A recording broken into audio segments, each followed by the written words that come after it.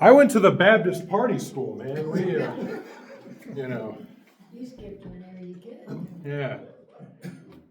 I was there for the great theology, the wonderful food, and sleeping in and skipping classes, of course. All right, it's everyone's favorite part of a Bible study where the guy that has never been married has to talk about marriage to people that have been married longer than my parents. So here we go. But really, like it shouldn't really be that controversial of a passage. I mean, none of it should be. If we're actually subjecting ourselves to Scripture, none of it should really be controversial. But I don't know. There's people that I think get wrapped around the axle. That's the thing my dad always said. I'm still not really sure what that means, but they get wound up about stuff that, really I'm like, okay, it doesn't, I don't really think that we should get too wound up about this. But anyway, but before we talk about any of the super controversial stuff, we have a parable. We did, we had 3 back-to-back parables last week. Of the lost sheep, the lost son, or the lost sheep, the lost coin, and the lost son. Now we have another parable. Is this, like the other 3, where it's back to back to back to back, where, there's no time skip at all, and Jesus just jumps right into this next one, or is this given at a different time? I don't know. We're not exactly dealing with the same subject matter as the other 3 parables, although we're still along that same narrative trail. So like I said last week, all these parables are connected to the actual events that are happening, right? Jesus in chapter 14, he goes to a Pharisee's house, and all the Pharisees and the religious leaders, whatever, they're fighting for the best spot. Well, Jesus gives a parable about that, right? Last passage, the Pharisees, the teachers of the law, verse 2 of chapter 15, they're complaining, this man welcomes sinners and eats with them. So Jesus gives parables related to that. It's kind of the same thing here with the parable of the shrewd manager, although unlike the other instances where before the parable starts, we're kind of told what's going on in the narrative of Luke, this case we're told after the parable what's actually going on that sort of sparked Jesus giving this. But in any case, chapter 16, verse 1, the parable of the shrewd manager. I love the NIV because it uses simple language I can understand, but I have never heard anyone use the word shrewd in my life outside of the Bible. Mine says dishonest manager. Dishonest manager? I can wrap my brain around that, although dishonest and shrewd do mean different things. But in any case, chapter 16, starting in verse 1, it says, Jesus told his disciples, there was a rich man whose manager was accused of wasting his possessions. So he called him in and asked him, what is this I hear about you? Give an account of your management, because you cannot be manager any longer. The manager said to himself, what shall I do now? My master is taking away my job. I'm not strong enough to dig, and I'm ashamed to beg. I know what I'll do so that when I lose my job here, people will welcome me into their houses. So he called in each of his master's debtors. He asked the first, how much do you owe my master? 900 gallons of olive oil, he replied. The manager told him, take your bill, sit down quickly, and make it 450. Then he asked the second, and how much do you owe? 1,000 bushels of wheat, he replied. He told him, take your bill and make it 800. Master commended the dishonest manager because he had acted shrewdly, for the people of this world are more shrewd in dealing with their own kind than are the people of light. I tell you, use worldly wealth to gain friends for yourselves, so that when it is gone, you will be welcomed into eternal dwellings. Whoever can be trusted with very little can also be trusted with very much, and whoever is dishonest with very little will also be dishonest with very much. So if you have not been trustworthy in handling worldly wealth, who will trust you with true riches? And if you have not been trustworthy with someone else's property, who will give you property of your own? No one can serve two masters. Either you will hate the one and love the other, or you will be devoted to the one and despise the other. You cannot serve both God and money. The Pharisees who loved money heard all this and were sneering at Jesus. He said to them, "You are the ones who justify yourselves in the eyes of others, but God knows your hearts. What people value highly is detestable in God's sight." Okay, so, like I said, we have another parable, not the same subject matter as last week, similar events happening in the narrative. This parable is dealing with money, and not to get ahead of ourselves, but we have another parable at the end of this chapter, which also deals with money. And we know that the real events happening in this narrative that are giving rise to these teachings on money, verse 14, again, like I said, at the end, after the parable's given, is when we figure out what that is. Verse 14 says, "The Pharisees who loved money, they heard all this and were sneering at Jesus." So your first blank, once again, Jesus is giving parables in response to the attitudes of the Pharisees. You probably could have guessed that without me even pointing it out, because, I mean, again, chapter 14, chapter 15, I could probably go back further and find other examples. I mean, Jesus, blinks the wrong way, and the Pharisees are upset about it, right? I mean, we're not, it's not really a surprise at this point that the Pharisees don't like something Jesus is doing. As for the parable of the shrewd manager, one of the commentaries that I read said this, I thought was right. It said, "The manager is not commended for his dishonesty, but for his shrewdness," which is basically, you're perceptive, you're, I want to say crafty, but that almost has a bad connotation to it. You're basically, you know how to work the system, right? He's not commended for his dishonesty, but for his shrewdness. The commentator says he's commended for acting and preparing himself for the judgment awaiting him. So we have this theme of urgency in the midst of judgment, which we've seen before in Luke, right? Going all the way back to like the parable of the sower, there's urgency with the one throwing the seed, yes, but there's also urgency with the seed itself, which is weird to think about, like a seed responding, but again, that's how parables work. It's not always one-to-one. There's urgency on response on the part of the sower. There's also urgency on the part of the one hearing. So it runs both ways. And we have that here. The master, is coming. It's the day of accounting, the day of reckoning. And the manager is a little worried, right? What does he say, right?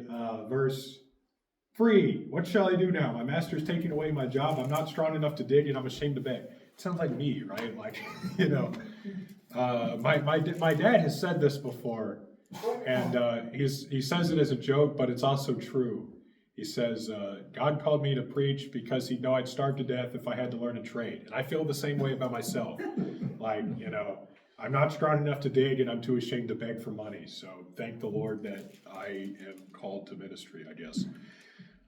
But in any case, the parable of the shrewd manager. So again, we have urgency in the midst of judgment. We've seen that theme in Luke before.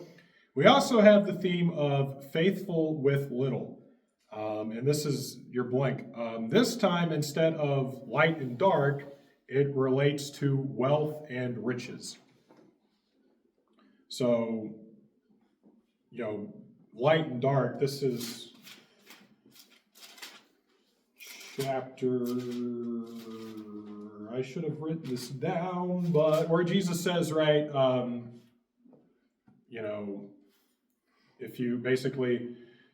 if you respond positively to the light, then you're given more light. If you reject the light, what little light you have is taken away. And again, I should have written down the verse reference for that, but, here you go. Chapter 8. 8:18. "Therefore consider carefully how you listen. Whoever has will be given more. Whoever does not have, even what they think they have will be taken away from them." And that is in the context of the parable of the lamp on the stand. So, lamp on a stand, you have light, you respond to the light, accept the light, you're given more light. If you reject the light, you don't respond positively to the light, what little light you have is taken away. Here, parable of the shrewd manager, you have little wealth and riches, you use them obediently, wisely, whatever, shrewdly even. Ha ha ha.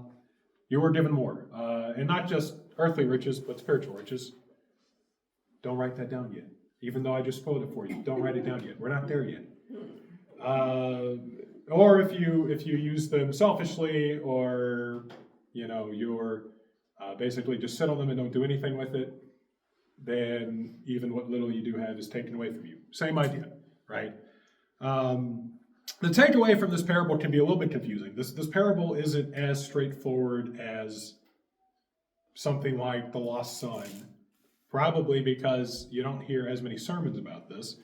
And, we do have kind of some explanation by Jesus, but, it's not as dummy proof as the ones where he's like, this is the exact interpretation of this parable, right? So the takeaway can be a little bit confusing, but if you keep in mind those two things, right? The idea of judgment and the idea of wealth, and we can see that we should be urgent about earthly matters as they relate to kingdom matters. So verse 9 mentions, I tell you, use worldly wealth to gain friends for yourself, so that when it is gone, you will be welcomed into eternal dwellings. All right, so verse 9 contrasts eternal dwellings with worldly wealth. Verse 11 says, if you have not been trustworthy in handling worldly wealth, who will trust you with true riches? So this is your blank. If you're faithful with earthly goods, you will be blessed with spiritual goods. Now, of course, the opposite of that is if you're unfaithful with earthly goods, then even the little that you do have will be taken away from you.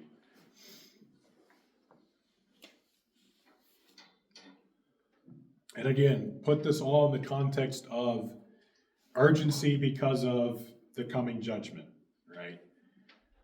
If we're faithful on earth, we will be welcomed into eternal dwellings. Jesus gives a little teaching statement, not necessarily part of the parable, also not necessarily the interpretation of the parable. It's just sort of an added teaching statement. And he says, you cannot serve both God and money, right? So here you go. Had the manager in this parable been serving money rather than the master, he would not have lowered the bills of his master's debtors. Instead, he would have kept them the same or raised them or whatever. Instead, what he did do is, in order to escape the judgment of his master, he shrewdly or perceptively, or whatever word that makes sense to you want to use, because again, I've never heard anyone use that word. He perceptively lowered the bills.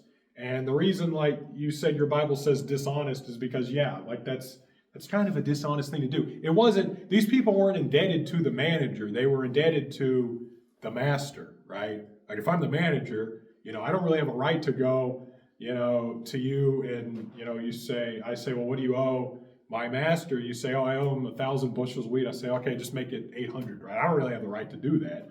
So it's kind of dishonest, but again, that urgency that he has, that's sort of the basis on which he's, commended. He wants to get in good with all those guys, so then, like it says, he'll have friends later when his job is gone. Right. Which again, you don't want to read too closely into that because, it is a parable, but, we're not hoping to escape God's judgment by bribing off people, basically. So don't read too closely into that. But you are right. I mean, in a sense, we are, proving the inward change in our life by the outward way that we treat other people. And that's basically the takeaway of the parable. So, Had he been serving money rather than the master, he wouldn't have lowered the bills. But in order to escape judgment from the master, he perceptively lowered the bills. Here's the "what the heck does this have to do with me" section, all right? If we are serving the world rather than Jesus, right, we're probably not going to be forgiving other people. We're probably not going to be loving other people. We're probably not going to be denying ourselves and what we want to do. And we're probably not going to be forsaking riches, right? If I'm, serving the world, if I'm serving myself, if I'm serving Satan rather than God, all of the wonderful, riches that I stand to gain here on earth, right? But I'm probably not going to, write my tithe check or, give to Lottie Moon or whatever, I'm going to say, no, forget that. I'm going to, hoard it all up and buy myself a yacht or, whatever. But instead, as followers of Jesus Christ, in order to escape our master's judgment, we perceptively forgive others. In chapter 17, which we'll get into next week, it says we forgive others even if they sin against us 7 times a day, right? 70 times 7, right? Just keep forgiving, keep forgiving. So, what we're called to do is even sort of above and beyond what the person in the parable did. In any case, that's the shrewd manager.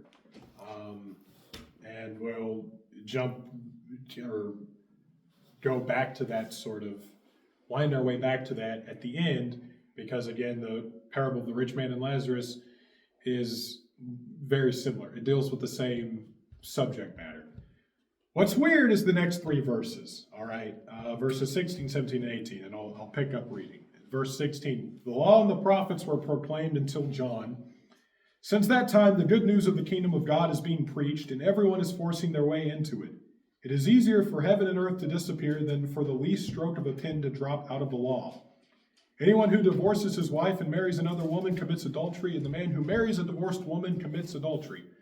Now, why this is weird is that we have 2 very small teachings here that are seemingly, and that's the important part, completely out of left field. They're not really related to what comes before. They're not really related to what comes after.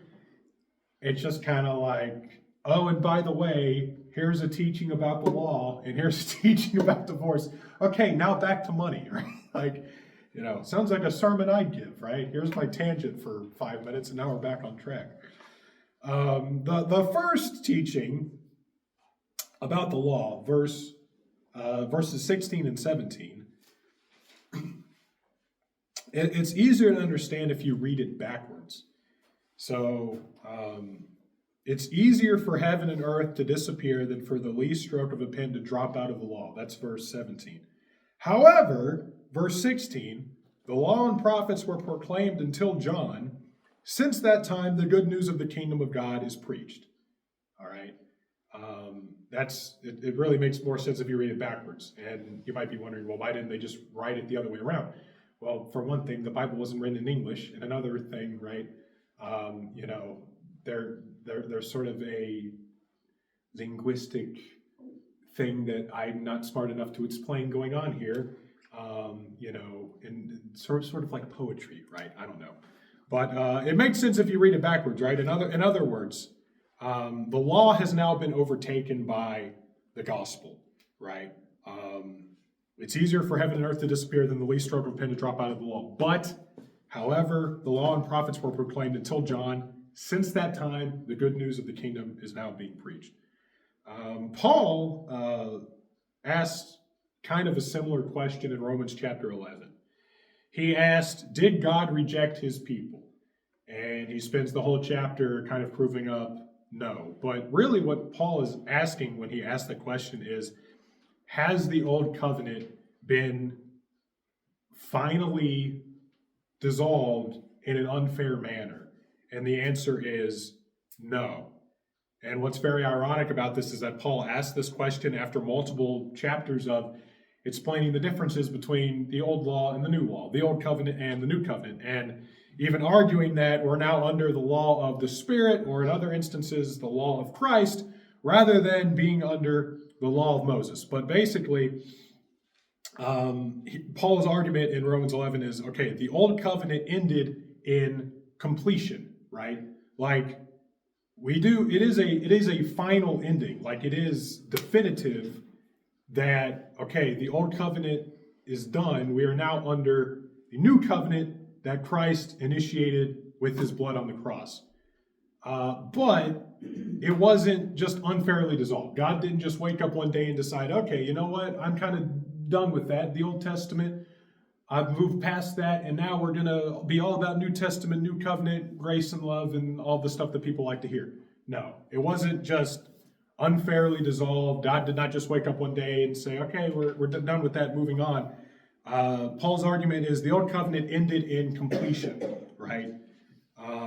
And it's the same idea here, basically, in Luke chapter 16, although it's less expressly stated here, which is really saying something because Paul very rarely expressly states anything. That's kind of one of the joys about reading Paul's letters, is that,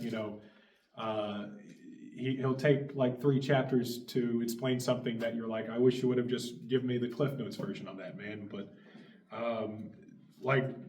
it's the same idea here in Luke chapter 16. The old covenant was dissolved, but it was done fairly because it was fulfilled. So your blank is that the old covenant has been surpassed. All right. We clearly know this given the entirety of the New Testament teaching, right? We are not under the law, we are under grace, right? The law brought death, but Christ brings life. I mean, all these teachings that are expounded upon, in other parts of the New Testament, the old covenant has been surpassed. The other half of that blank is the old covenant has also been ended through, once again, completion, right? Matthew chapter 5, verse 17, right? Jesus fulfilled the law, right?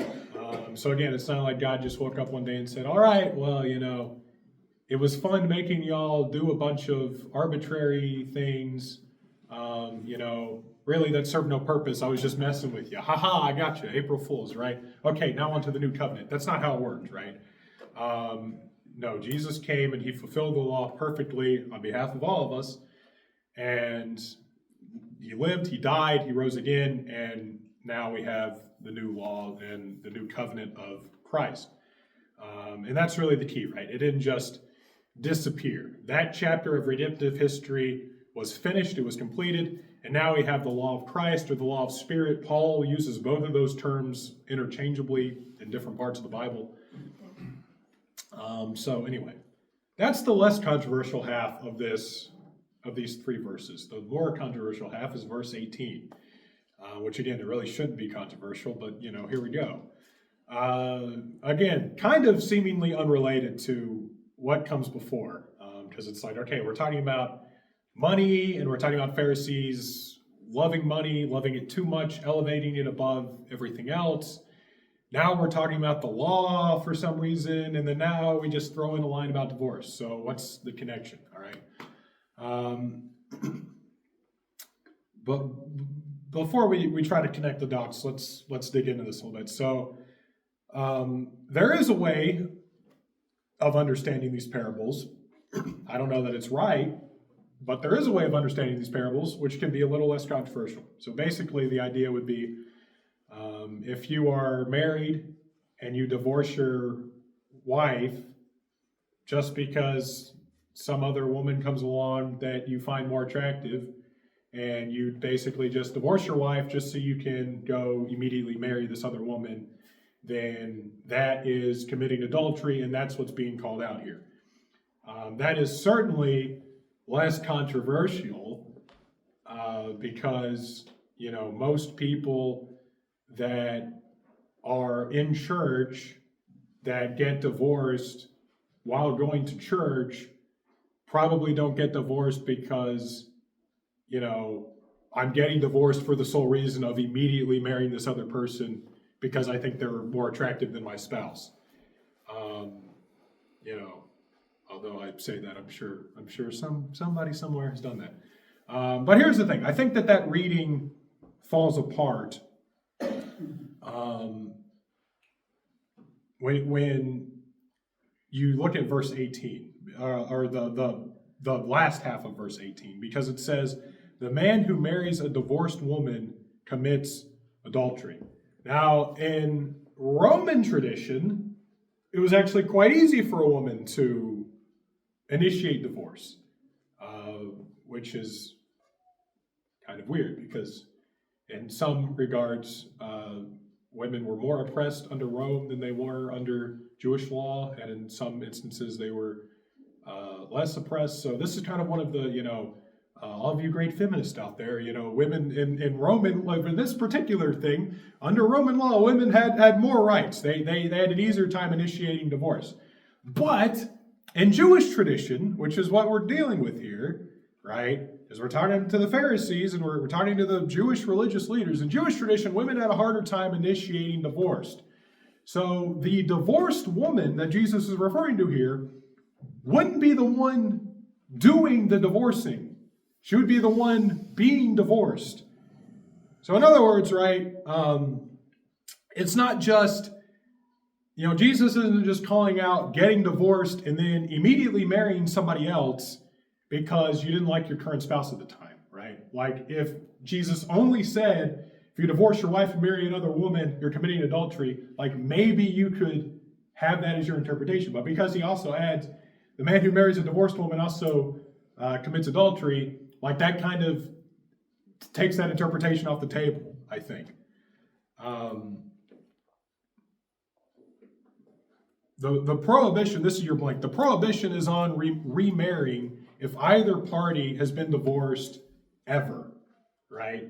It's not just an immediate thing, or it's not just being married or getting divorced so that you can immediately remarry because, my wife hit 40 and now she's too old for me, so, I gotta, marry someone younger or whatever, someone more attractive, right? No, it seems to be the prohibition is on remarrying if either party has been divorced ever. Now, ever is a strong word, all right? Obviously, Jesus himself gives allowances for like what would constitute a biblical divorce. Paul kind of expounds upon that, gives other allowances, right? So I'm not saying like any divorce ever would constitute an unbiblical divorce. That's not what I'm saying, because the Bible doesn't say that. But I mean, obviously not including like, spiritual unfaithfulness or abandonment or whatever, like, if we're just dealing with,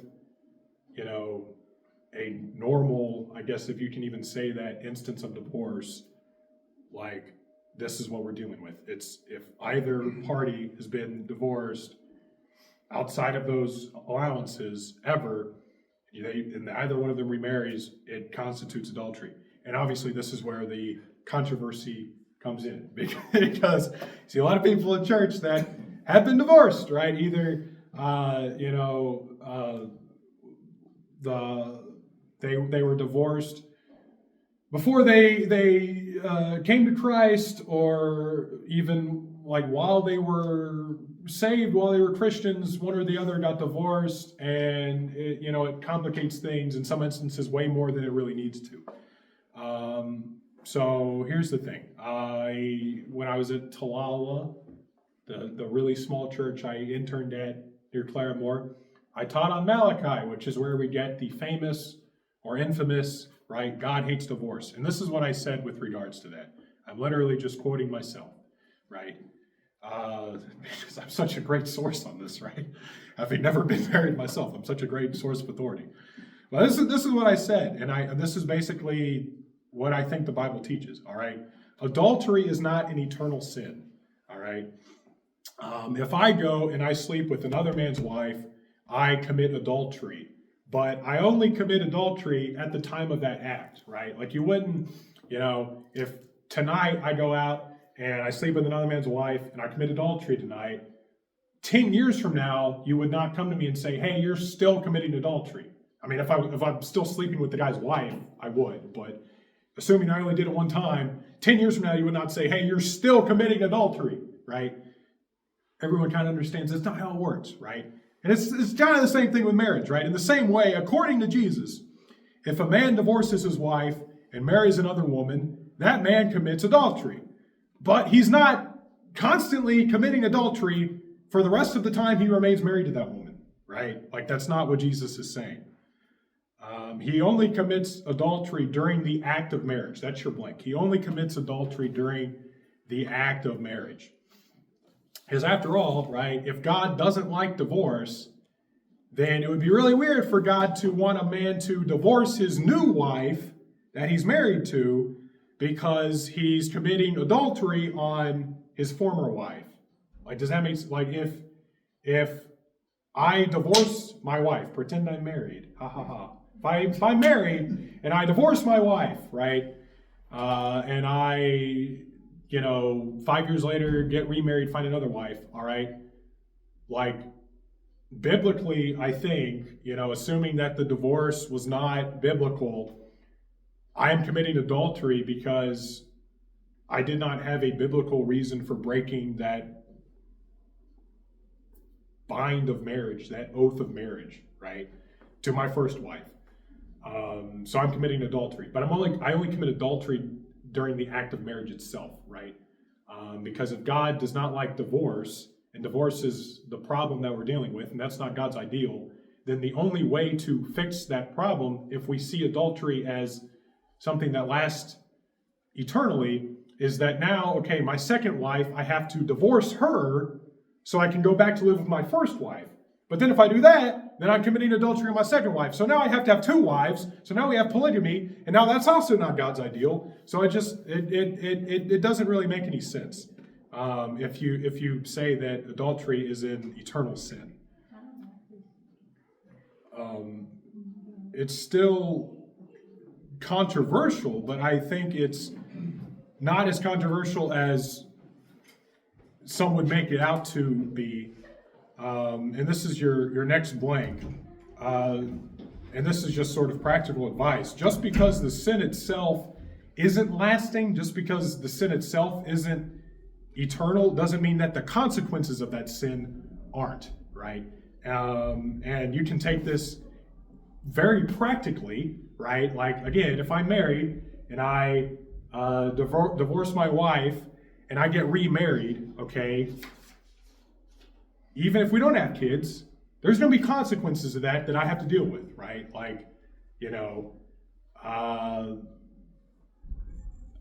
I don't know. I didn't really think of any off the top of my head, but I mean, just on, there's all the legal stuff that you have to go through, right? To get the divorce finalized, and then, okay, well, what part of my possessions are mine? What part of my possessions are my former wives, right? And then, of course, if you have kids, that throws everything, even crazier, because now it's okay, we have to split time between households and who gets custody and who doesn't get custody, and who's paying child support to who and how much and this and that. So, I mean, even if the sin itself isn't lasting, that doesn't mean that the consequences of it aren't.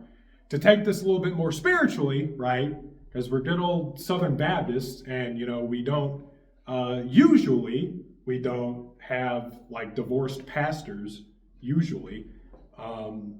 Even on a spiritual level, you can be permanently barred from church office for being divorced, right? And that, a lot of that depends on how do you interpret the qualifications for a pastor. And every church is different. Not even all Southern Baptist churches interpret it that way. And that's sort of a different discussion. But the point is, right, the sin of adultery is temporary, right? In the context of getting divorced and then remarrying, right? Like, obviously, if you're just on a consistent basis sleeping with another man's wife, like, that would be as long as you're doing that, like, you're committing sin. But in the context of divorcing and remarrying, that would be temporary. Does that make sense? Let me tie this together. We have like one more blank for this section, I think. How do these two teachings relate to the kingdom of God, money, faithfulness, and all this other stuff that is surrounding this? Okay. Well, Matthew has some added statements from Jesus about Moses's permission of divorce, right? That's where you get Jesus saying, hey, Moses allowed you to divorce because of the hardness of your heart, But I tell you, if you divorce your wife for any reason but unfaithfulness, then you're committing adultery, right? That's where we get that from. So Matthew adds statements talking about, or where Jesus talks about the old law and the old covenant and the Mosaic law, all that stuff. So between these two tangents themselves, the teachings on the law and the teachings on divorce, we can see what the connection between those two are, which is the law, right? The law of Christ and the way that Christ amends the Old Testament law, the way that the law of Christ supersedes the old law of Moses, right? Again, Luke 16, 17, you read that backwards. And then as to how these three verses relate to everything else around it, with the parable of the shrewd manager and the parable of the rich man and Lazarus, this is your blank. We can clearly see that the Pharisees gave no regard to the law of Christ, simply because they gave no regard to the law of Moses. And that's the connection, right? They don't care what Jesus has to say about money because they don't care about what Moses had to say about money, because they don't really care about anything Moses had to say, right? Unless it's that external stuff that makes them look good, right? You go to Luke chapter 11, verse 39, and Jesus says, the Pharisees clean the outside of the cup and dish, but inside they're full of greed and wickedness, right? So they don't really care about most of what Moses has to say, only the stuff that makes them look good, the stuff that gets them attention, right? It's all about the external aspects of religion. So that's the connection, right? Is, hey, I tell you about, not being, first and humbling yourself in chapter 14. I tell you about, the kingdom of God and how it's reaching, prodigals, and how it's reaching, it will go out of its way to reach one, and all this stuff, and you don't care. And now I'm teaching you about money, and you don't care. And why don't you care? Because you don't care what I have to say, because you didn't care really what Moses has to say. And then you have the added thing about divorce, which is just sort of another way of Jesus saying, hey, like, you're all concerned about these external aspects, but, here's something that you people are doing which violates, what I have to say. It violates what Moses has to say, and you don't know or care. You just care about keeping the stuff that makes you look good. So anyway, moving on. The rich man and Lazarus, verses 19 through 31. So verse 19, there was a rich man who was dressed in purple and fine linen and lived in luxury every day. At his gate was laid a beggar named Lazarus, covered with sores and longing to eat what fell from the rich man's table. Even the dogs came and licked his sores. The time came when the beggar died, and the angels carried him to Abraham's side. The rich man also died and was buried. In Hades, where he was in torment, he looked up and saw Abraham far away, with Lazarus by his side. So he called to him, Father Abraham, have pity on me, and send Lazarus to dip the tip of his finger in water and cool my tongue, because I am in agony in this fire. Abraham replied, Son, remember that in your lifetime you received your good things, while Lazarus received bad things, but now he is comforted here, and you are in agony. Besides all this, between us and you, a great chasm has been set in place, so that those who want to go from here to you cannot, nor can anyone cross over from there to us. He answered, Then I beg you, Father, send Lazarus to my family, for I have 5 brothers. Let him warn them, so that they will not also come to this place of torment. Abraham replied, They have Moses and the prophets. Let them listen to them. No, Father Abraham, he said, but if someone from the dead goes to them, they will repent. He said to him, If they do not listen to Moses and the prophets, they will not be convinced, even if someone rises from the dead. Now, this makes sense, right? Like, we get to verse 19 and we're like, I can see the connection here, because Jesus just got done talking about money, and now he's talking about money again with rich people and greed and the coming judgment and all the day of reckoning and all this stuff, right? And again, you kind of skip to the end of this parable and you can see the emphasis on the old law when it says they have Moses and the prophets, let them listen to them. In other words, right, if the rich man in Hades or in hell and his family that are still alive, if they didn't listen to Moses, if they didn't listen to the prophets, if they didn't care what The Old Testament had to say, why would they care what Lazarus has to say if Lazarus came back to life, right? And I mean, that's exactly what he says in verse 31. If they don't listen to Moses and the prophets, they will not be convinced even if someone rises from the dead. Now, this is the part where you get to answer because, this one is, I had this running joke where at Talala, where I used to ask like open-ended questions. And the problem is that I think they were too open-ended and they didn't know where I was going with the question. Well, a lot of the times, but I used to joke when I narrowed the point of a question down so much. It's like you can there's only one way that you could possibly interpret what this question is asking. I used to say, you don't need your study Bible for this, just shout it out. So it's the same thing, right? Your first blank in this section, you don't need a study Bible for it, just shout it out, right? Embedded in this verse is Jesus' reference to what? In verse 31, if they do not listen to Moses and the prophets, they will not be convinced. His death, right? It's his reference to himself, right? And I basically said the same thing Sunday morning, right? And we've all slept since then, so, I'll remind you. I was talking about the book of John, actually, and I said the book of John is full of instances where Jesus basically says in one way or another, hey, if you really know the Old Testament, if you really know Abraham, if you really know Moses, if you really know the prophets, if you really know, all these things like you claim you do, I'm the Messiah, right? And if they didn't listen to Moses, if they didn't listen to prophets, if they didn't listen to the Old Testament, they wouldn't even listen to the resurrected Christ, even if he showed up at next year's Passover, right? It didn't matter, right? And you hear atheists say the same thing today, right? Like you hear atheists say, oh, if I saw Jesus appear to me, I would rather, I would more so believe that I was hallucinating than I was seeing the resurrected Christ, which is stupid for a number of reasons. But anyway, people actually live their life this way. But verse 14 of the ending of the shrewd manager section says the Pharisees loved money, and so Jesus taught three things in response to the Pharisees' immoral, unnatural love of money. They loved it too much, right? Number one, your first blank. You can only serve one master, so make God your master and be urgent in escaping his coming judgment, right? The coming judgment from the master in the parable was, hey, I'm about to lose my job and not have anything. So there's a coming judgment, there's a day of reckoning, and I need to be shrewd, I need to be perceptive in how I deal with earthly matters, so that way, I just put it in terms of the parable.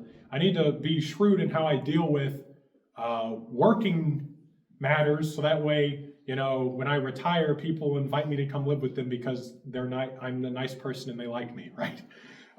Or to put it spiritually right, I need to be faithful in earthly matters, so that way I'm rewarded with spiritual matters. And that's your second blank. If you're faithful with your time and possessions on earth, you'll be rewarded in eternity, right? That's the first thing that Jesus taught in response to the Pharisees, loving money too much. Second thing is the Pharisees claim to follow the Mosaic law, but they judged others, including Jesus, they claimed to love the Mosaic law, and they judged others, including Jesus, by the Mosaic law. Yet, Jesus says that the Mosaic law has been fulfilled since the time of John, and we are now living in the time of the good news of the kingdom of God. Right? So if the Pharisees rejected Moses' law regarding money, if they rejected Moses' law regarding divorce, if they rejected Moses' law regarding whatever, fill in the blank, right? How much more so are they going to reject Jesus' teaching, the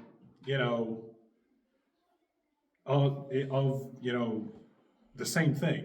Now, the irony is that the Pharisees claimed to reject Jesus' teaching on the basis of the Mosaic law. They claimed that we reject what you have to say on the basis that it doesn't line up with Moses. That was the crux of their argument for why they didn't like Jesus. But the reality is, even they themselves, they didn't inwardly follow the Mosaic law. Again, it was only the outside stuff that made them look good. So the reality is, and this is your next blank, they did, in a sense, reject Jesus' law on the basis of Moses' law, since they rejected both Moses' teachings and Jesus' own teachings, right? So it's like, yeah, you're right that you're rejecting me on the basis of Moses' law, but not in the way that you think. You're saying you reject what I have to say on the basis of what Moses has to say because they're incompatible and different, and you're pitting us against each other, kind of a thing. When in reality, you're rejecting what I'm saying on the basis of what Moses is saying, because you never understood what Moses was saying to begin with. So how can you possibly understand what I'm saying, right? Number 3, what Jesus says. Jesus gives a harsh condemnation against the Pharisees by stating that nothing would convince them of their error until it was, your blank, too late. Nothing would convince them until it was too late and the judgment had already come, right? Not even Jesus himself, right? And again, I think it's pretty clear that that's a reference to, that's Jesus's self-reference there. You don't get a whole lot of that, right? Like Jesus talks to his disciples about, hey, the Son of Man is going to suffer, and so you must be ready to suffer. But I mean, in terms of Jesus talking to public, talking to the crowds about it, you don't get a whole lot of it. So it's kind of important. And this is last couple things I got. If the rich man had been faithful and loving with his earthly treasures, he could have been rewarded in eternity, right? Likewise, if the Pharisees had been faithful and loving with their earthly treasures, they could have been rewarded in eternity. In the same way that we today, if we are faithful and loving with our earthly treasures, we can be rewarded in eternity. But be diligent, because the master's day of reckoning is coming soon. We see that from the parable of the shrewd manager. And if we're unfaithful on earth, then we just might find ourselves on the wrong end of an unpassable chasm, like it talks about with the parable of the rich man and Lazarus. So, first thing is, did anyone miss any blanks? Because inevitably, every single week, I fail to mention one. The old covenant has also been ended through, the first one was completed. Is that ended through the law? The first one, the old covenant, has been surpassed. In the second one, the old covenant has been ended through completion.